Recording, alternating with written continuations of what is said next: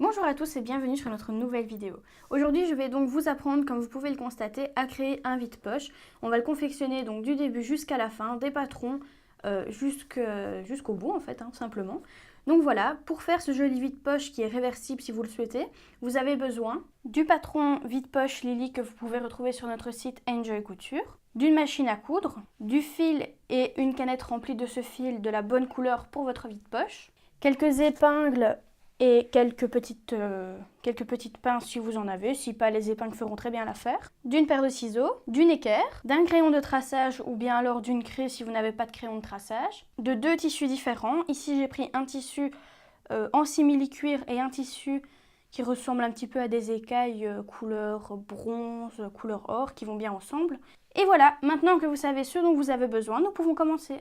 Ici vous pouvez donc constater, c'est mon premier tissu, donc celui à motif, on va dire. Alors, c'est un tissu de récup, mais il n'y a pas de problème parce que moi, je compte pas... Il peut être réversible, donc le vote peut être réversible, mais moi, je comptais mettre celui-là à l'intérieur. Et puis même si vous le mettez à l'extérieur et que vous avez donc cette ligne de couture parce que c'est un tissu de récup, vous pouvez toujours tourner cette face-là contre le mur et ça ne se verra pas. Alors, c'est parti, on va donc commencer à le couper.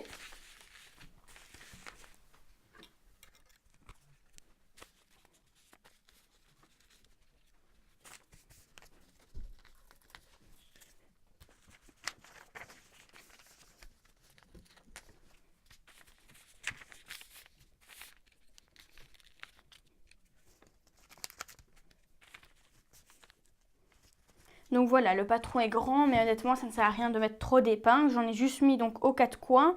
Et alors ici sur les deux extrémités les plus longues. À ce niveau-là, ça ne sert à rien. Donc on va maintenant couper.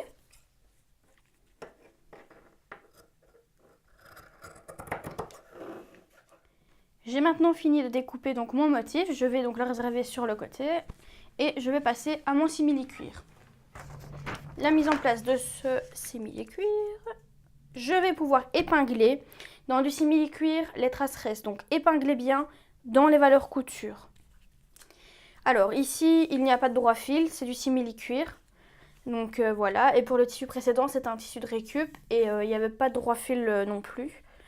Donc voilà, c'est plus simple quand il n'y a pas de droit fil. Mais bon, si vous avez un droit fil, c'est pas très compliqué. Je vais vous l'expliquer. Si vous ne savez pas comment couper en droit fil, vous pouvez aller voir dans le petit i ici au-dessus et vous allez voir donc notre vidéo sur l'explication pour le droit fil.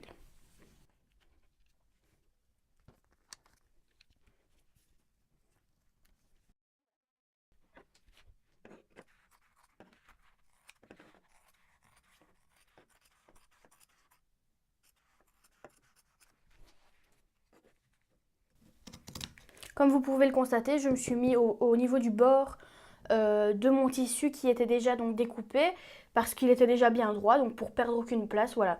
J'ai utilisé ça et au moins c'est déjà coupé droit, c'est un endroit où je ne dois pas couper. Voilà, donc ici il est découpé. Nous allons maintenant commencer le pliage.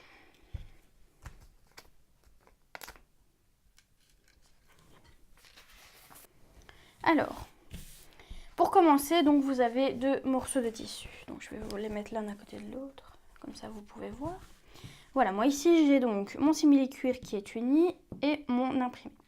On va commencer par le simili-cuir et ensuite on ira à l'imprimé. Donc pour le simili-cuir, tout d'abord on va commencer par le plier en deux, donc comme ceci.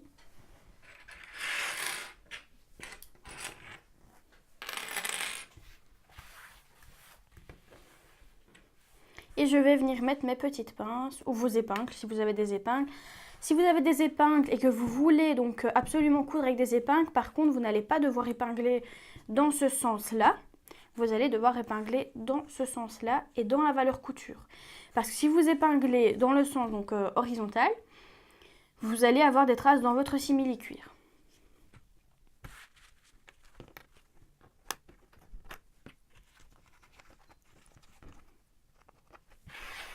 Donc, je fais la même chose de l'autre côté. Je vérifie qu'ils sont vraiment bien face à face. Donc ici c'est bon, c'est le cas. C'est ça qui est bien quand on doit faire en fait quand on doit couper des grandes surfaces. Quand on fait nous-mêmes les patrons, c'est assez compliqué vraiment de les avoir avec des bons angles droits. Tandis que quand les patrons sont faits sur un logiciel de patronage, le degré de l'angle est vraiment top en fait. Donc l'angle est vraiment à 90 degrés et c'est vraiment super. Donc ici on a fait celui-ci. Alors il ne faut pas donc épingler ni mettre des petites pinces sur le haut parce que ce côté-là sera ouvert. Donc ce que nous allons faire, c'est que nous allons piquer donc seulement sur ce côté-ci. On va faire la même chose pour l'autre. On le plie en deux correctement. On les met bien.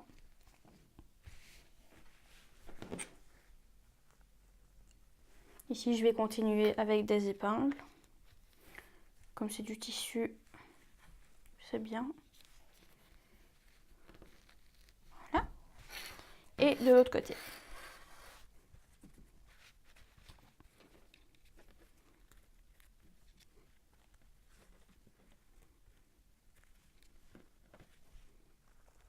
Pareil, on ne fait rien ici au-dessus car ce sera notre ouverture. On va donc maintenant passer à la machine. Donc avant ça, petite parenthèse, toujours épinglé endroit contre endroit. Hein. Donc ça c'est l'envers de notre tissu, ben, vous l'avez remarqué c'était l'envers, ce n'était pas l'endroit, mais voilà, c'est bien endroit contre endroit qu'il faut les épingler et les coudre. On va passer maintenant à la machine.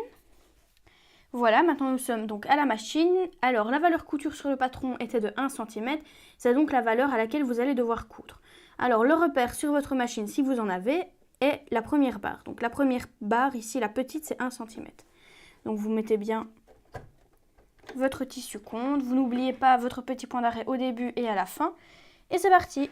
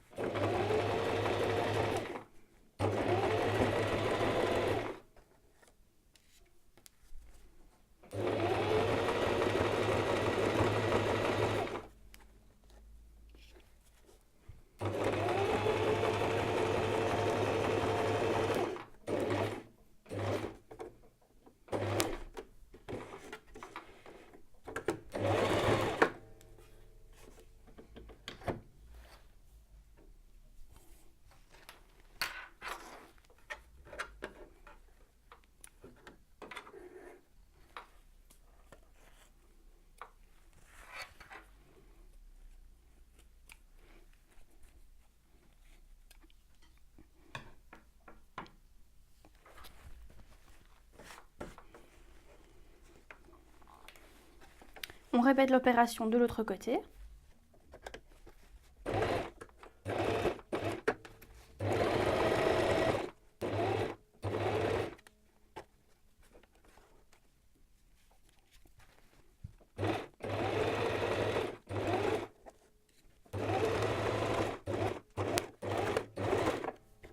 Voilà, on n'oublie pas les points d'arrêt. Hop. Et on a fini le premier. Donc ici, j'ai utilisé une aiguille standard parce que c'est la 94 parce que c'est un tissu avec une épaisseur basique. Hein, donc voilà, ça ne sert à rien de changer d'aiguille. Maintenant ici, on va donc changer d'aiguille car je vais coudre du simili-cuir et pour avoir un meilleur résultat, on va donc changer notre aiguille. Donc voilà, ici c'est du simili-cuir que je vais coudre, mais ça ressemble à du cuir, donc on va utiliser l'aiguille pour le cuir. Donc elle va de 90 à 100, donc plus le nombre est petit, et plus ce sera pour un tissu moins épais. Donc ici mon tissu n'est pas très épais, donc je vais utiliser la 90. Donc je vais maintenant la changer. Alors tout simplement, je vais donc dévisser, donc hop. Ici, je vais prendre mon aiguille, je vais la garder sur le côté. Moi, je la mets dans ma pelote pour éviter de la perdre. Voilà, parce qu'elle est encore bonne. Hein, donc, et je vais remplacer donc, cette aiguille par l'aiguille du simili-cuir. N'oubliez pas, ça dépend des machines, mais quand vous achetez votre machine, de toute façon, vous allez le voir. Hein. Moi, ici, le côté plat se met en fait derrière. Donc, le côté plat derrière et le côté bombé devant. Donc ça c'est très important pour vous monter votre aiguille, hein, parce que si elle est mal montée, vous allez avoir un gros problème. Ça risque même de casser votre machine en dessous parce que si l'aiguille est mal mise, en fait, elle va donner des coups dans votre canette, ça va être la catastrophe. Donc Faites bien attention à ça, c'est vraiment très important de vérifier dans quel sens mettre votre aiguille. Donc voilà, on enfile correctement notre aiguille et on met les fils derrière, toujours les positionner derrière. Donc ici maintenant que nous avons changé notre aiguille, on va commencer à piquer, toujours à 1 cm de valeur couture, donc toujours le même point de repère, la ligne de 1 cm. Et c'est parti. Point d'arrêt.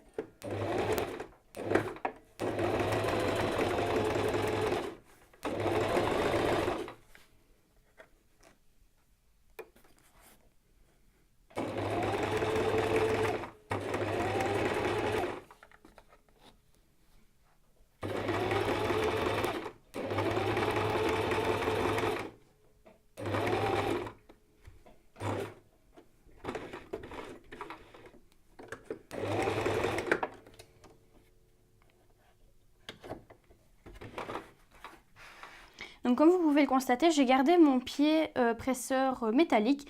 J'ai pas mis de pied téflon. Si vous n'avez pas de pied téflon, le pied téflon c'est un pied en fait en plastique. Donc le revêtement en dessous est en plastique pour faire avancer le simili-cuir. Mais on l'utilise si on coud sur la partie en cuir. Donc là je couds sur la partie en tissu, donc il n'était pas nécessaire. Mes petites dents en dessous faisaient très bien avancer le revêtement de tissu qu'il y avait sur l'envers du tissu. Donc j'avais le bon pied. Ici, je vais vous montrer ensuite quand on va coudre sur l'endroit donc du tissu, c'est-à-dire sur le simili-cuir. Si vous n'avez pas de pied téflon, il y a une petite technique à faire en fait pour coudre sur votre simili-cuir. Mais ça, on y reviendra dans la suite.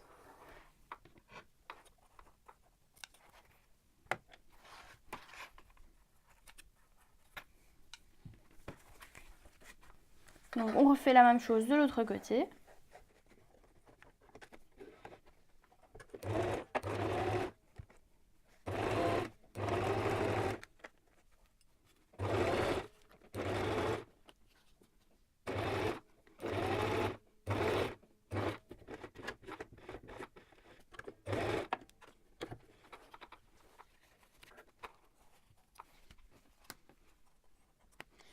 Voilà, donc maintenant ce que nous allons faire, c'est que nous allons donc repasser nos coutures et tracer en même temps l'endroit où nous allons devoir recoudre et couper pour donner notre forme carrée, notre cube en fait, à notre vide-poche.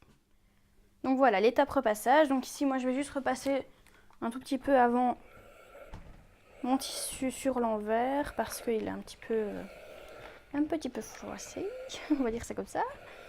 Voilà, je vais le retourner pour faire des deux côtés. C'est juste pour le défroisser, hein. Si votre tissu n'est pas froissé, c'est inutile de faire ça.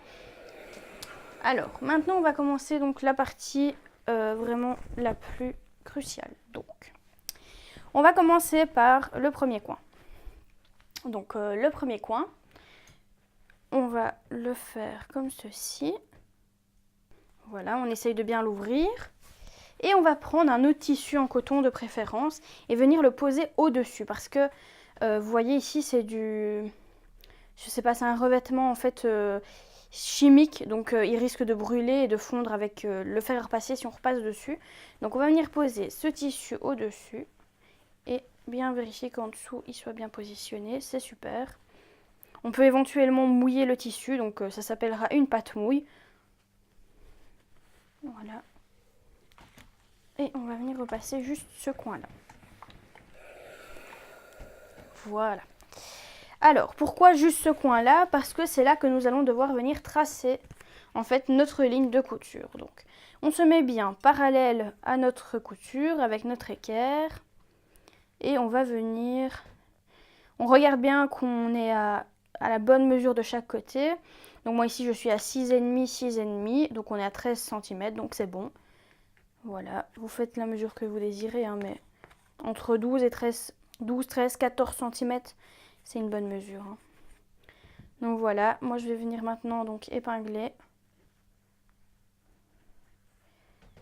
Hop, pour pas que ça bouge. Et je vais venir ensuite piquer là. Donc on va faire la même chose de l'autre côté.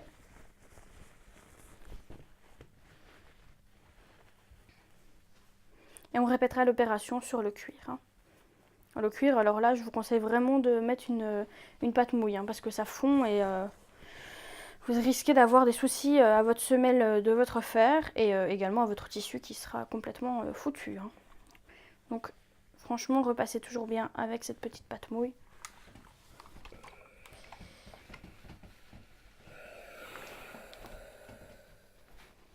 Voilà. Donc pareil, on regarde si on est bien à la bonne mesure. Donc voilà, ici je suis pas bien mise. Voilà, normalement là ça devrait être bon.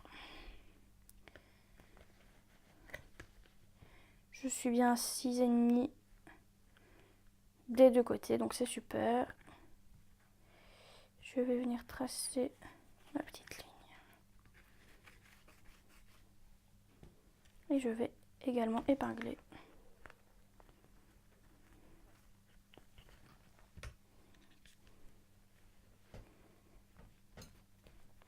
Voilà, je vais faire la même opération sur le cuir. Voilà. Donc je fais cette opération sur le cuir et on se retrouve juste après. Donc on se retrouve maintenant à la machine pour coudre donc sur la ligne que nous avons tracée. Alors à votre préférence, soit couture ouverte, soit couture fermée. Ça c'est vous qui décidez. Moi ici je vais travailler couture ouverte.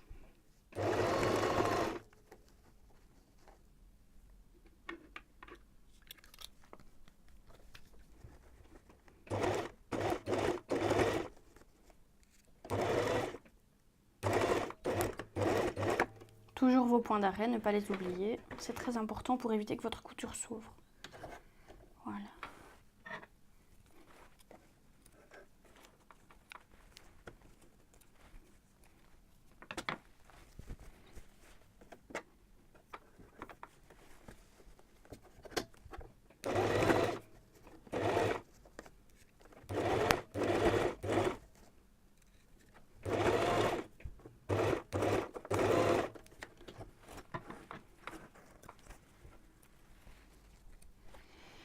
Voilà, donc le tissu émotif est terminé. On va passer maintenant au simili-cuir.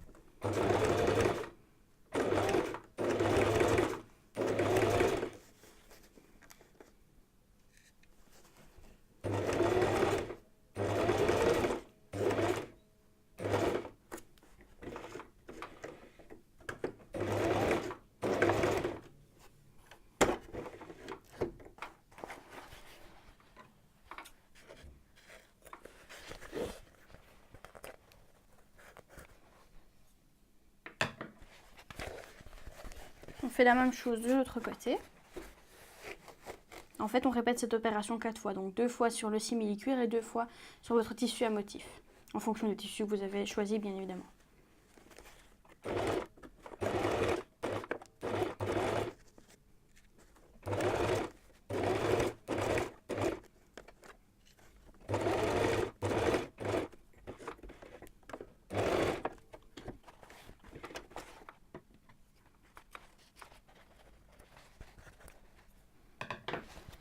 Donc voilà, maintenant on va se retrouver pour la découpe. Voilà, hein, ici vous avez donc la couture que vous avez fait. Vous coupez à soit, on va laisser quand même une marge de couture de 0,5. Donc on va couper à 5 mm de cette couture.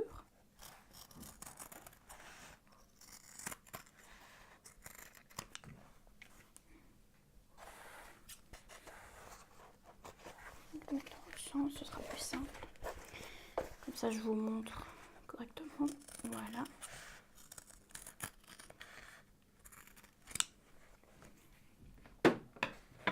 Donc vous avez déjà une petite idée de, voilà, de la forme plus ou moins de ce vide-poche, hein.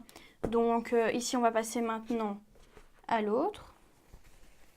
Donc ici c'est le tissu. Pareil, hein, on coupe à 0,5.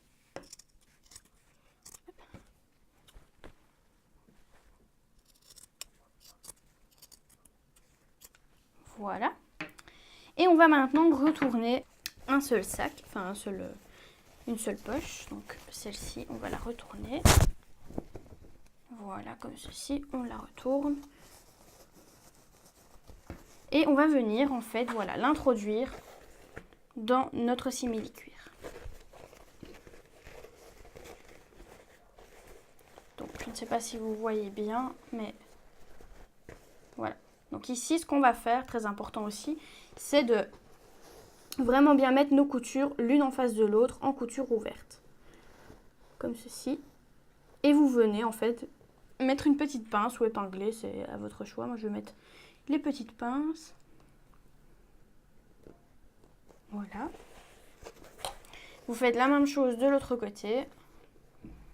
Alors, pour que les coutures soient vraiment bien l'une en face de l'autre, franchement, je vous conseille vraiment de vous mettre très très près pour vraiment avoir une finition top.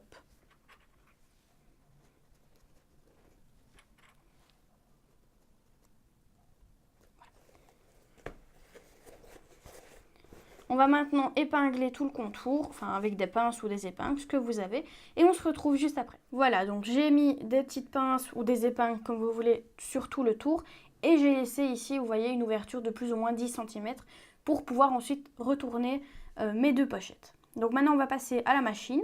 Donc ici, pareil, on coud soit à valeur pied presseur, soit à 1 cm. Donc moi, ici, je vais coudre à 1 cm pour être sûr d'avoir un bon maintien. Donc c'est parti.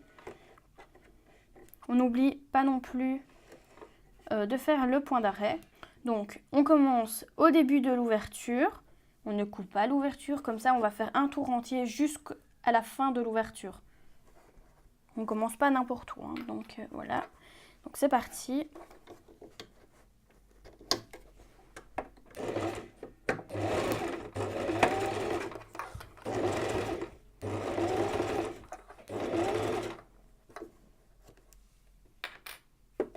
Moi j'ai retiré ici donc mon petit plan de travail pour pouvoir coudre en cercle, pour avoir juste un petit bras, c'est plus simple, hein.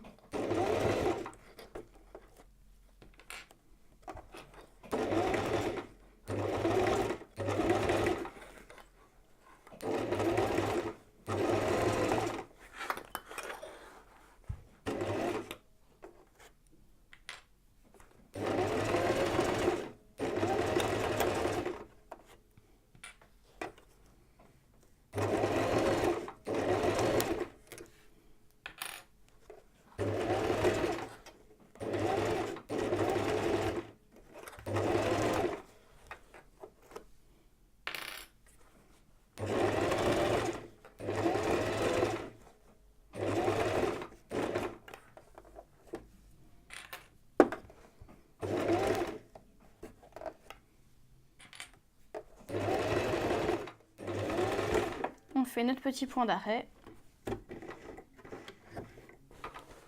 Voilà.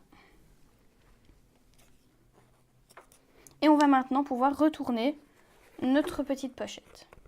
Donc ici, on va maintenant retourner notre pochette.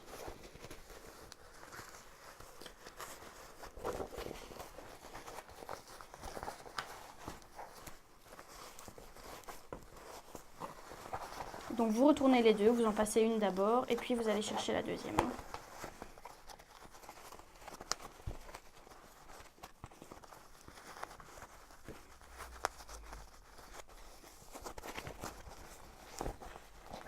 Voilà, donc vous passez votre main dans le trou et vous allez correctement venir mettre les petits coins, hop, comme ceci, de votre pochette. Voilà, vous faites pareil de l'autre côté.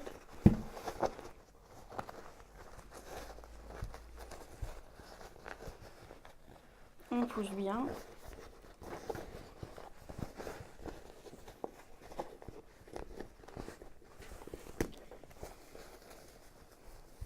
Donc l'autre tissu aussi, il est déjà bien mis celui-là. Voilà. Et maintenant, on va rentrer notre doublure à l'intérieur. Alors, on va bien évidemment la ranger correctement. Donc, vous voyez, regardez, mes deux coutures sont bien l'une en face de l'autre. Donc, c'est super, il y a un super bon raccord. Donc, c'est beaucoup plus joli quand c'est comme ça. Alors maintenant ce qu'on va faire, voilà, c'est qu'on va venir épingler le contour avec donc ce tissu là un tout petit peu, à quelques millimètres près, mais un tout petit peu plus à l'intérieur et faire ressortir en fait le petit bord de notre simili-cuir.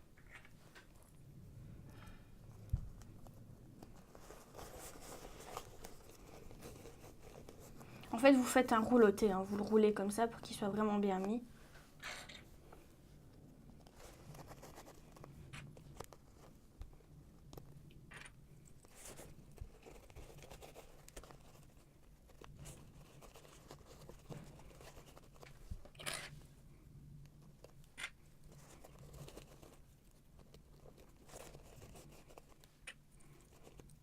Donc ici, on arrive à notre ouverture. Donc on la replie de 1 cm. On replie également l'autre tissu de 1 cm et on vient les mettre l'un en face de l'autre pour les épingler.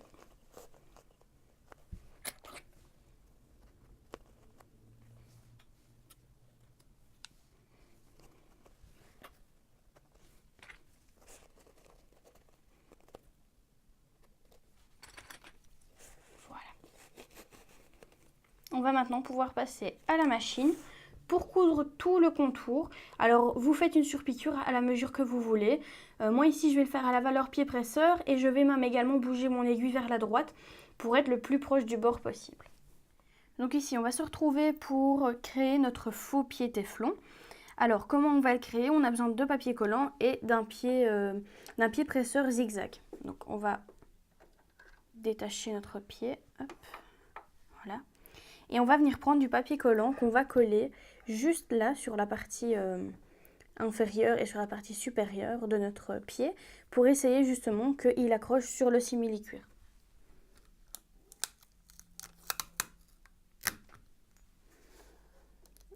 Donc on le colle comme ceci. On viendra ensuite couper.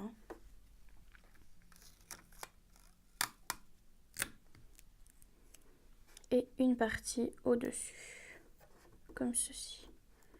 Voilà. Et maintenant, vous venez couper donc le bord. Et également ici, hop.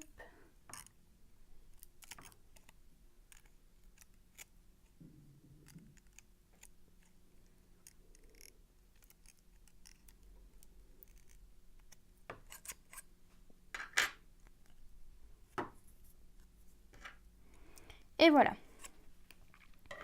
Donc on a un petit revêtement maintenant en papier collant sur notre pied presseur. Et on va donc tester pour voir si ça accroche bien. Hop, voilà. Je commence. Je vais commencer donc ma piqûre à partir de la couture. Donc je vais retirer ma petite pince.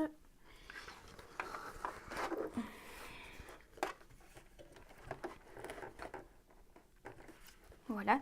Alors je vais venir mettre mon pied presseur sur le bord de la couture et je vais bouger donc mon aiguille à l'extrémité droite pour vraiment avoir le minimum de valeur couture, je vais dire, de surpiqûre.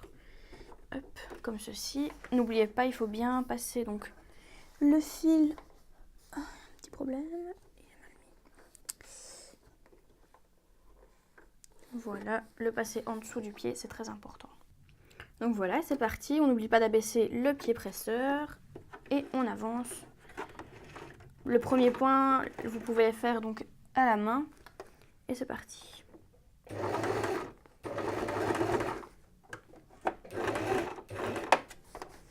Alors je vous conseillerais de tirer très très légèrement si vous n'avez pas donc de pied téflon et que vous avez fait un faux pied téflon donc avec un papier collant. Je vous conseille de tirer vraiment très très légèrement pour que le tissu avance. Surtout au niveau des coutures.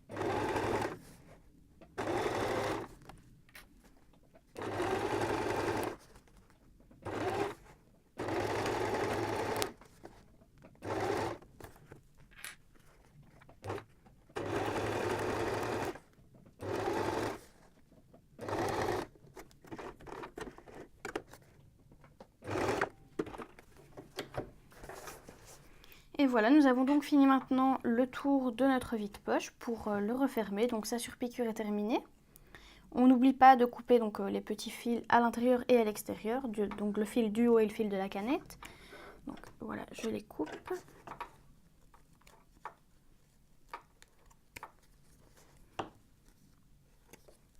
Donc voilà, on a terminé de coudre le contour. Maintenant, ce que nous allons faire, c'est le pliage.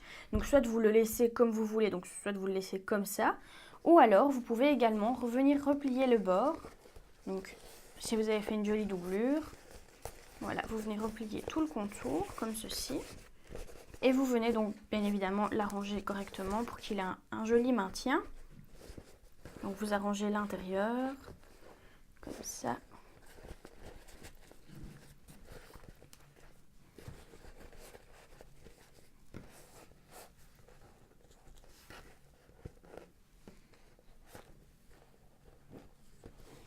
Et voilà, vous avez maintenant votre vide-poche réversible qui est terminé. Vous pouvez également le retourner dans l'autre sens pour avoir votre simili-cuir à l'intérieur et votre imprimé à l'extérieur.